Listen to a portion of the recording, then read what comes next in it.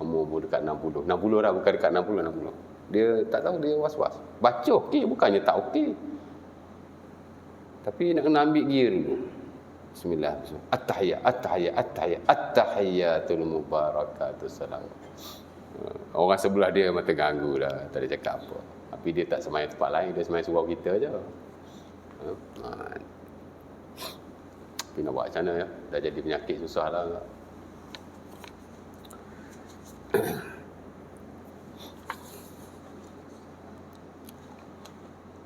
Apa zikir untuk mengelakkan was-was? Kita digalakkan supaya sering membaca Allahu Rabbi la usyriku bihi syai'a. Ya.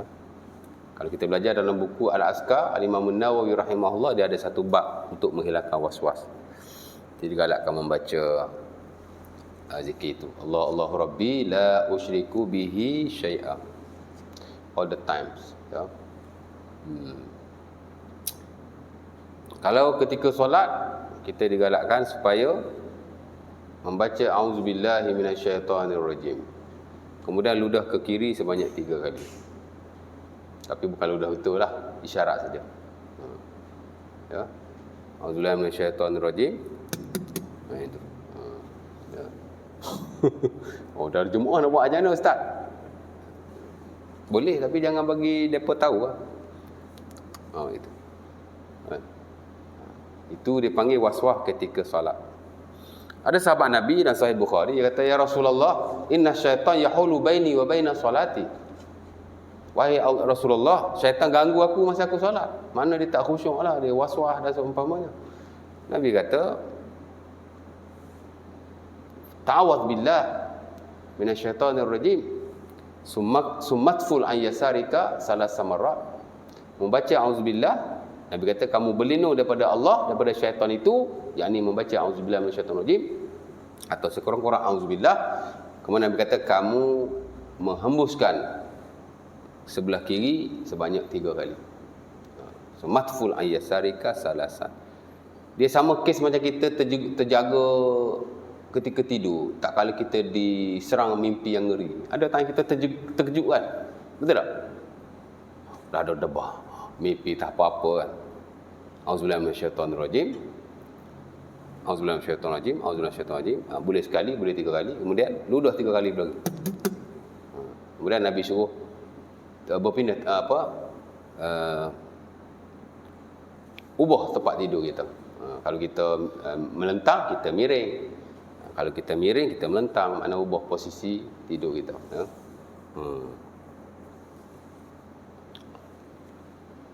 Sama juga macam kita lepas main sunat kan.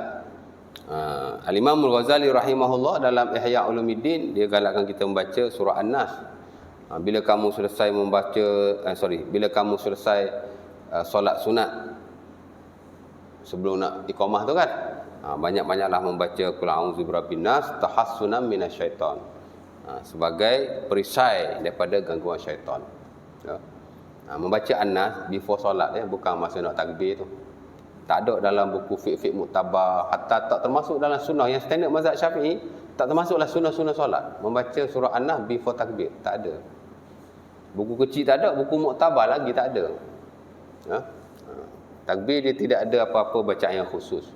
Especially kalau nak baca surah-surah tertentu. Memanglah surah An-Nas ni nak menjauhkan kita daripada syaitan, tapi bukan before takbir. Ya. Kita baca before takbir, dia menyalahi sunnah. Pasal Nabi tak membacanya. Memang tak ada dalam standard mazhab Syafi'i pun. Mana-mana mazhab pun tak ada. Ya. Tapi membaca sebelum itu digalakkan oleh para ulama. Ya.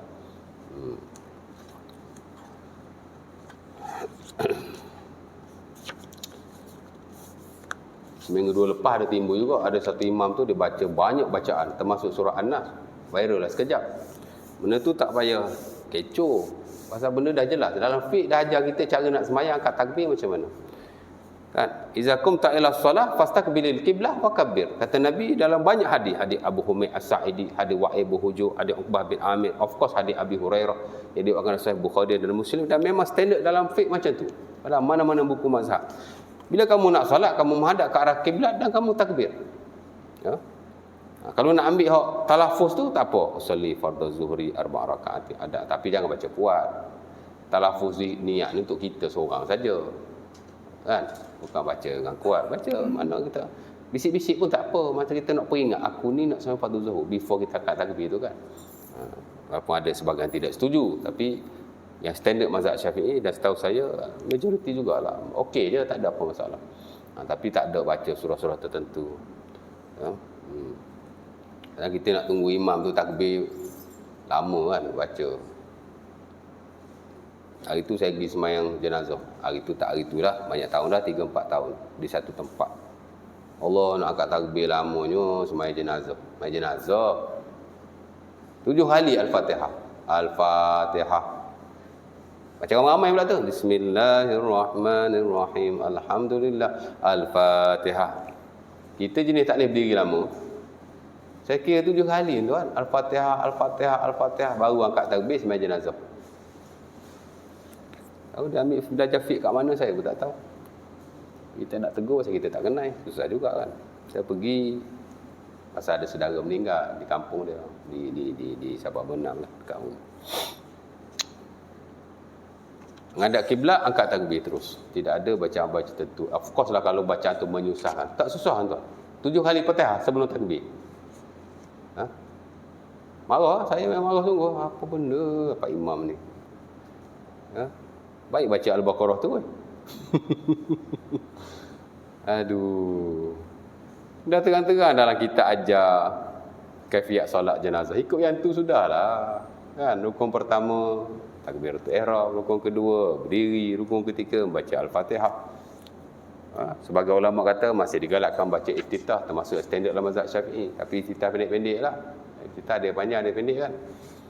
Kemudian takbir lagi sekali, kemudian selawat. Paling simple saya selawat yang simple, Allahumma shalli ala Muhammad. Hak maksimum hak tu, kama shalaita ala Ibrahim wa ala ali Ibrahim. Selawat lagi sekali, baca doa kepada dia. Takbir lagi sekali, baca doa kepada dia. Takbir keempat, boleh melamakan sedikit. Untuk doa kepada si mati. Lepas tu salam. Lepas tu tengoklah hak sunnah-sunnahnya. Sunnah semayang jenazah ni tidak banyak. Kalau nak kira semayang biasa lagi banyak. Pasal jenazah kan, diri aja nak sunat banyak ke mana. Mengangkat tangan ketika takbiratul ihram itu sunnah. Pandang ke bawah, an-nazar ila makani sujud, itu satu sunnah. Ada khilaf lagi lah, tapi kita ambil standard kan. Baca auzubillah sunnah, baca iftitah sunnah, ada khilaf lah, tapi yang standard boleh baca. Kemudian baca apa lagi? Baca surah tak sunnah, yang pergi baca surah pula. Adalah yang kata sunnah tu, tapi yang standard, yang rajih ialah tidak perlu, kerana semayang jenazah ni dibina di atas ringkas. Ikut tu sudah tak ada masalah kan? Tapi kita pergi duduk tamu sendiri. Baik. Lepas tu Assalamualaikum duduk tahlil sambil berdiri pula dah. Kan? Tak payah. Assalamualaikum. Terus angkat jenazah pergi ke perkuburan. Tak perlu nak tahlil-tahlil, tak payah nak doa-doa lagi. Doa apa lagi? Dan semayang itu dah doa. Kan? Yang digalakkan amat-amat ialah after salam terus kita mengangkat jenazah ke kuburan. Tidak ada selang-seli dengan perkara-perkara lain, melainkan jika ada hajat dan tujuan-tujuan tertentu. Ya.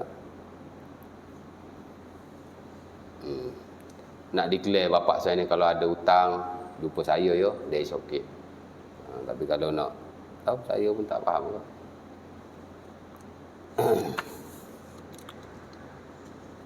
Saya senang aja, lepas jenazah, Assalamualaikum, angkat jenazah pergi bubur dah. Saya suruh, okey angkat jenazah, jalan.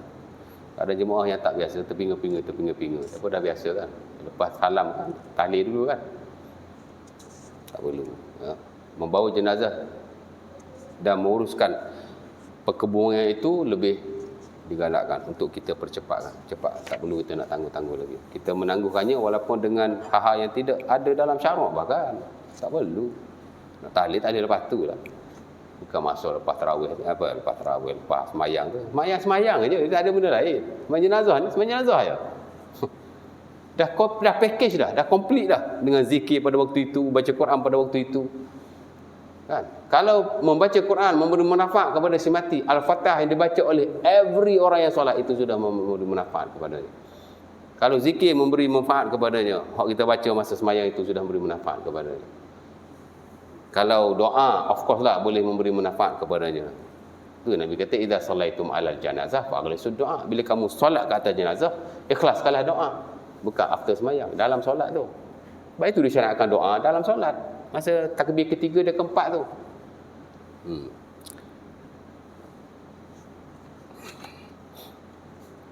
Jadi kita ikut waktu lah. Jadi imam-imam ni kena buka balik lah buku fiqh, tengok. Jangan duk amal hak kita duk tahu belajar 30-40 tahun dulu.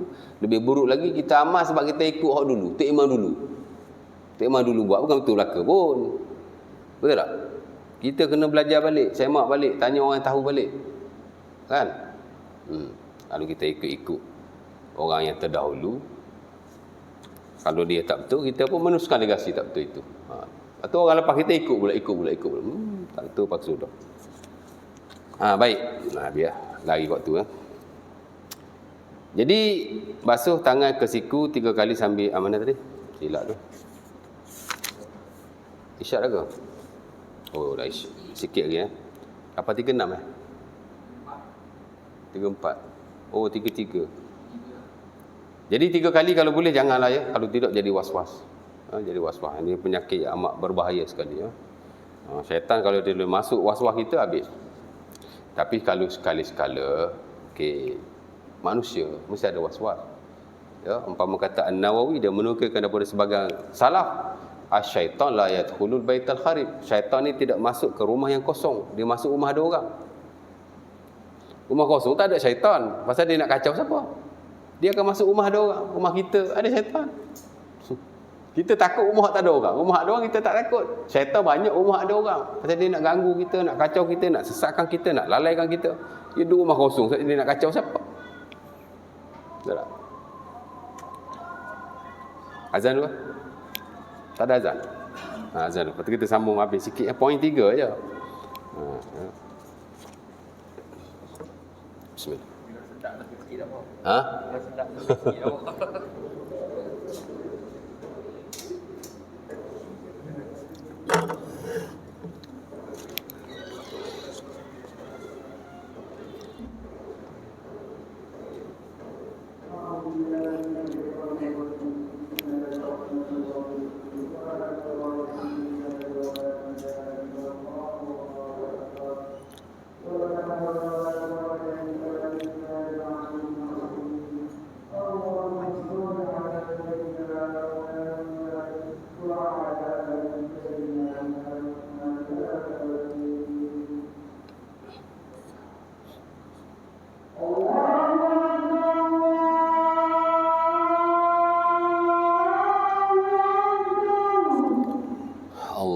Allahu Akbar.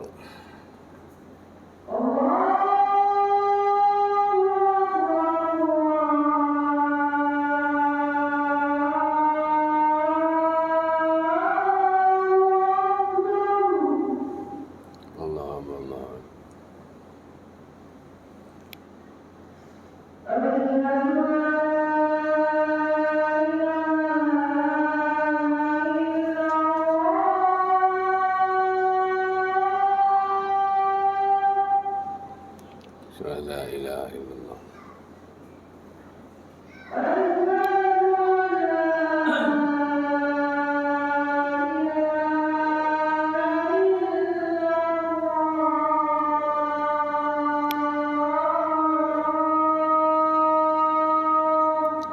La ilaha illallah.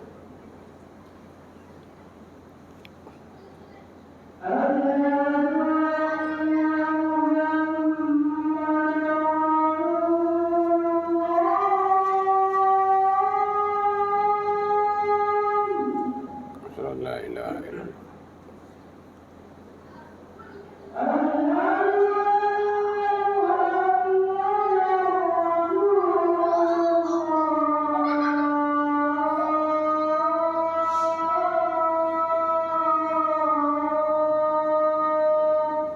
asyhadu anna Muhammadar Rasulullah.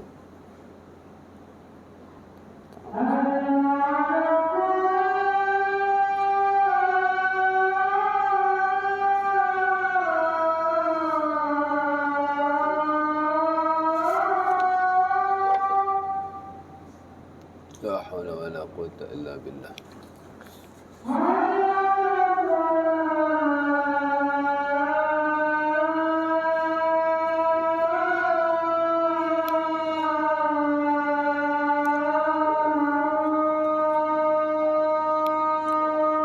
La haula wala quwwata illa billah.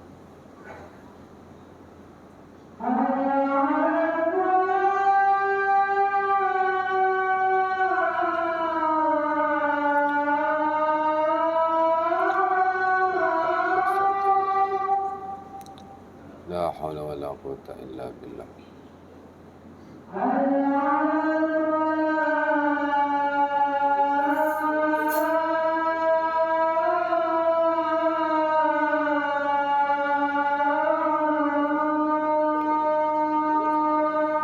La haula wala quwwata illa billah.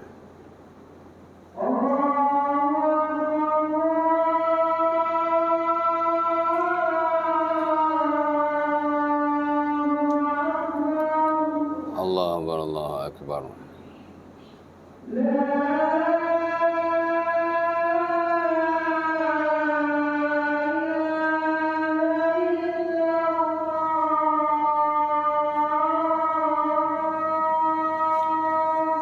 La ilaha illallah, Allahumma rabb hadhihi as-salati al-qamati Muhammadin sayyidil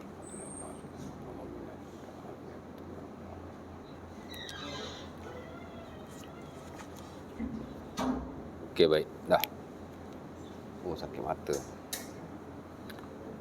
Okey, baik. Dah ya. Balik pada yang tadi. Macam saya dulu tuan di Bandar Baru Sungai Buloh, ada satu surau lah. Sekarang saya tak pastilah dia buat lagi ke tidak. Saya tak mengajar di surau itu, tapi saya mengajar surau sebelah dia. Sebelah dia. Less than 1 kilometer ada satu surau Jumaat. Dia surau biasa tu. Sebab dulu ada sahabat saya meninggal, disolatkan di surau itu. Bukan sahabat lah, isteri dia meninggal. Dia pergi tengok kan. Macam itulah, usung nak keluar surau tu, jalan 3 langkah, Al-Fatihah. Dekat pintu masjid, Al-Fatihah lagi. Lepas tu melangkah lagi 3 langkah, Al-Fatihah. Lepas tu jalan naik kereta. Tak perlu. Tu bawa keluar je. Dia nak pandai-pandai Al-Fatihah, Al-Fatihah, Al-Fatihah, Al-Fatihah. Ya, melambat-lambatkan. Tak perlu sama sekali. Tapi sekarang saya tak pastilah dia buat lagi atau tidak. Tapi saya mengajar kat surau tu, memang saya beritahulah perkara tidak sepatutnya. Terutama dalam hal awal pengurusan jenazah ni. Tu tak termasuk lagi orang yang mengadu kat saya di kampung dia, orang tanam yasin sekali dengan jenazah. Tempat tuan-tuan tak buat. Pelik-pelik lah orang kita ni. Tanam yasin, mungkin kita tak pernah dengar pun, ustaz ada.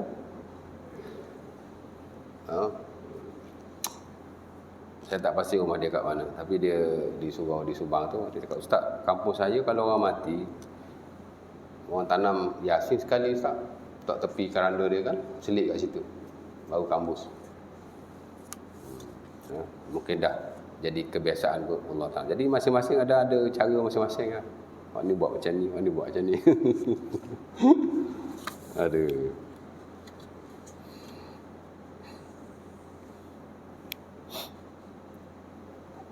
Okay, dan yang ketiga, meninggalkan apa yang disunahkan. Itu of course lah makruh ya. Walaupun sebagai ulama kata meninggalkan apa yang disunahkan itu tidak makruh.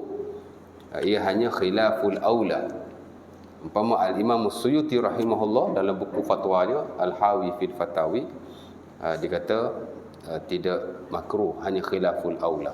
Dan sebenarnya ulama khilaf bila kita meninggalkan sunnah-sunnah Rasulullah SAW dalam sesuatu ibadah seperti wudu, seperti solat dan seumpamanya, adakah ia makruh ataupun adakah ia tidak makruh, hanya sekadar khilaful aula. Khilaful aula ni makna benda tidak afdal.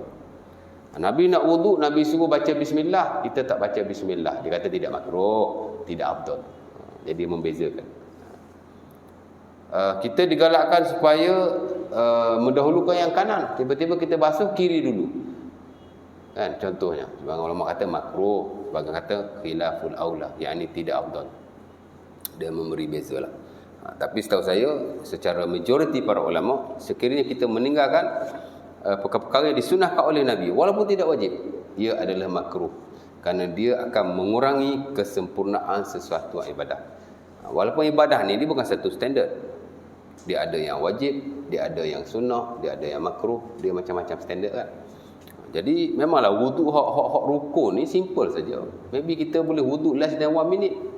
Macam semayang lah kan. Semayang kalau hak betul-betul basic, hak soh semata-mata rukuk, tuan-tuan semayang isyak saya ingat less than 3 minutes. Tapi jadi panjang tu, jadi lama sebab kita duk baca hak sunat-sunat tu banyak. Of course hak sunnah ni lebih banyak daripada hak fardu. Campur hak sunah-sunah tuan 30 tak kurang. Rukun baru berapa kan? Tapi kalau kita tak buat sunnah itu, dia tidak menjadikan sembahyang kita tidak sah, cuma tidak sempurna. Kalau wuduk kita tidak sempurna, sah, tidak berdosa, tapi kesempurnaan wuduk, kesempurnaan ibadah itu tidak ada. Kerana kesempurnaan ibadah merujuk kepada semua yang diajak oleh Nabi kita buat belaka, baru jadi sempurna. Sunah-sunah wuduk apa dia? Kita buat belaka di samping hak wajib. Dan hak makruh kita tinggalkan. Bila complete package macam tu, baru dia jadi wuduk yang top lah, yang sempurna. Tapi kalau kita hak makruh pun kita buat, hak sunat pun kita sebagang buat, sebagang tinggal, dia jadi kurang sempurna lah. Ya. Dan dulu saya dah pernah baca hadis Humran Maula kepada Osman bin Affan, di mana Osman bin Affan bila dia wuduk, dia kata Nabi wuduk macam aku wuduk, dan akhirnya Nabi berkata man tawaddaa nahwa wudu'i haza, siapa yang berwuduk macam aku wuduk. Maksudnya Nabi suruh kita wuduk macam dia wuduk lah. Ya. Kemudian dia baca doa itu, berdoa sampai wuduk, asyhadu la ilaha illa anta, asyhadu la ilaha illallah wa la syarika lahu, asyhadu anna muhammadar rasulullah, futihat lahu abwabul jannah as-samaniyah yadkhulu min ayyiha sya. Barulah terbuka pintu langit dan dia boleh masuk mana-mana pintu yang dia mahu. Itu kita dah baca dulu masuk fadilah wuduk. Kemudian tuan-tuan boleh rujuk tu sifat wuduk yang sempurna itu hanya ringkasanlah kepada apa yang kita dah belajar daripada sunat, daripada fardu, daripada makruh dan kesemuanya. Saya rangkumkan sifat-sifat wuduk yang sempurna. Tuan-tuan boleh tengok baliklah, baca bismillah, siwak, basuh 2 tapak tangan, berkomor, masuk air ke hidung sekali, basuh muka 3 kali, basuh tangan ke siku, menyela jari ya. Dulu saya dah sebut menyela jari ni masuk. Kadang kita lupa kan. Kena sela. Kalau kita nak sela jari kaki tu, kadang kita ada masalah tak boleh nak tunduk, angkat kaki. Kalau kaki pun tak boleh angkat, badan pun tak boleh tunduk, apa kita nak buat? Kita sela kaki dengan kaki ya. Boleh je, boleh. Saya guna ibu jari untuk sela jari-jari kaki saya. Boleh. Janji takhlil, kita sela. Ya, takut-takut ada air yang tidak sampai. Ya. Tapi tak wajib lah, sela ni tidak wajib. Dengan anggapan bila kita basuh di kawasan itu, ia terkena. Ya. Dan memang ada ulama ni dia tak suka takhlil ni. Kalau ikut guru Al-Imam Syafi'i rahimahullah, Al-Imam Malik, dia tak suka sela-sela jari. Dia kata tidak sunnah, malah dia kata makruh. Kerana ia dianggap sebagai berlebih-lebihan. Dia kata macam over pula. Imam Malik ni dia kadang-kadang dia adalah kaedah-kaedah dia. Tapi sebab hadis itu ada dan majoriti mensunahkannya. Of course kalau tak rata, takut-takut wuduk kita tidak sah, takutlah. Ya. Ada sahabat tuan-tuan dia wuduk tang kaki dia tak berapa rata. Nabi tahu dia tak rata. Apa Nabi kata kepadanya? Fawailun lil aqabi minan nar. Tumit yang tidak terkena air wuduk esok-esok akan dibakar oleh api neraka. Wuduk ni kalau tak sempurna hak rukun tu berdosa. Kerana ia menyebabkan implikasi-implikasi yang lebih besar seperti solat kita tidak sah, memang masuk neraka lah. Kan? Fawailun lil aqabi minan nar. Lepas tu basuh ambil wuduk tu cincai-cincai sangat pun tak boleh tuan. Over sangat pun tak boleh. Dia kena ikut standard orang kita belajar lah. Betul tak? Ya? Habis dah bab wuduk. Next kita masuk al-mashu alal khuffain. sapu di atas dua khuf. Dua khuf ni merujuk kepada stoking kulit yang dipakai oleh orang Arab, ataupun apa-apa yang dipakai di kaki daripada kulit. Itu maksud khuf.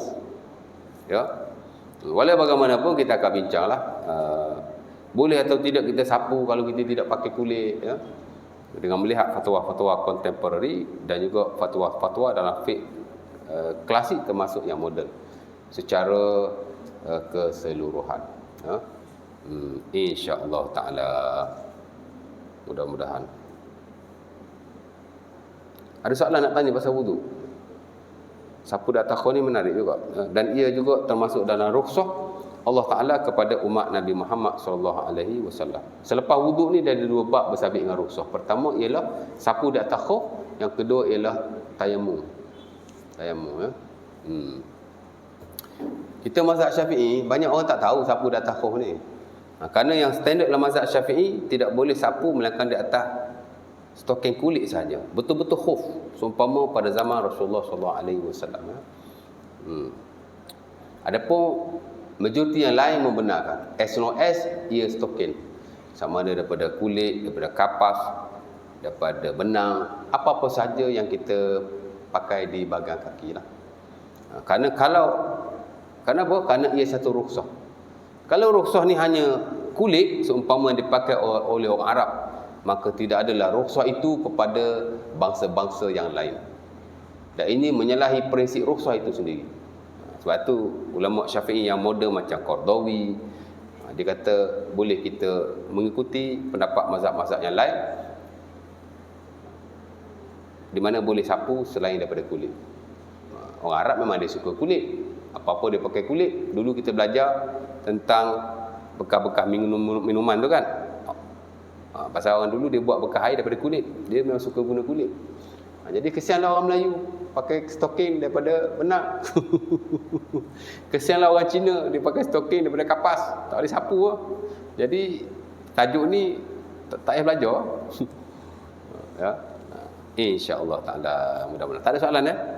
Tak ada soalan, kita semayanglah insya-Allah taala, mudah-mudahan sikit sebanyak manfaat kita pada malam ini akan dapat mempermudahkan, memperelokkan dan melancarkan lagi hal ibadah kita kepada Allah Subhanahu Wa Taala, dan mudah-mudahan Allah Taala menerima amal kebaikan kita, berkumpulnya kita di masjid pada malam ini walaupun hanya tak sampai sejam.